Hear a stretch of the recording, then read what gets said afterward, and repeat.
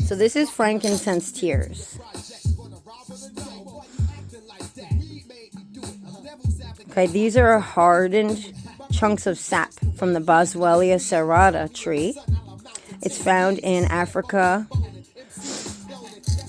and the tree is wounded, and then little hard tears of sap are formed on the outside exterior of it, and then people come along and they pick the little tears of resin or hardened sap and they sell them, and you can order one and get your own, right? And once you have this sap, how do you use it in herbalism? Well, the first step is grinding it up. So you want to get a mortar and pestle and you want to smash it.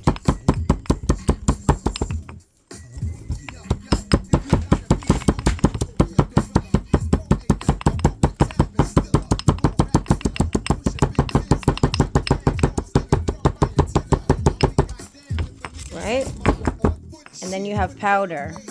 So now you want to sift out your powder from the chunks and use the powder. And then the chunks get thrown back in here and crushed more, right?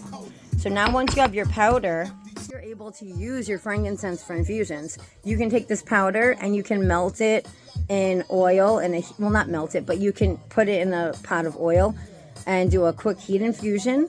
You can do a long-term infusion in oil where you just place it in a jar of oil and leave it on your shelf for a month or two and just shake it periodically.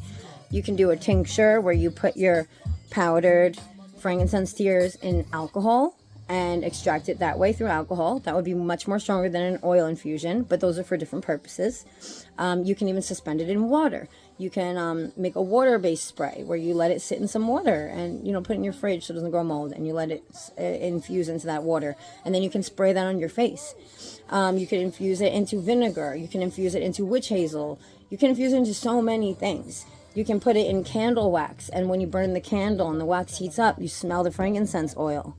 There are so many things you can do with frankincense resin and beauty. You can even use that powdered resin in your skincare. You can add it to powders. You can add it to like a face powder that you put on your face, and now you have frankincense in your face powder that you powdered on, or whatever body part you're powdering.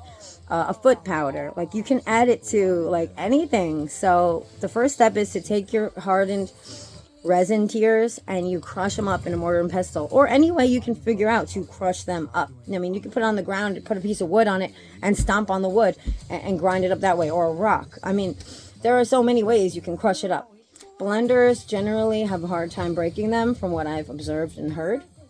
And I found that the best way to do it is mortar and pestle. I also found that if you freeze them, this takes preparation, because now you got to know ahead of time, I'm going to do this tomorrow, and then you're putting it in the freezer, and then you're freezing it so that when you're ready to do the project, it's already frozen, and now you just simply take it out of the freezer, it's frozen, and the atomic bonds break easier apart when they're frozen for some reason.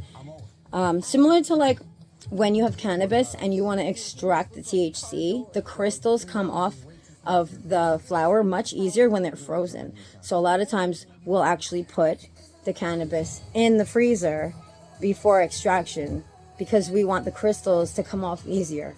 It's the same premise with frankincense resin, right?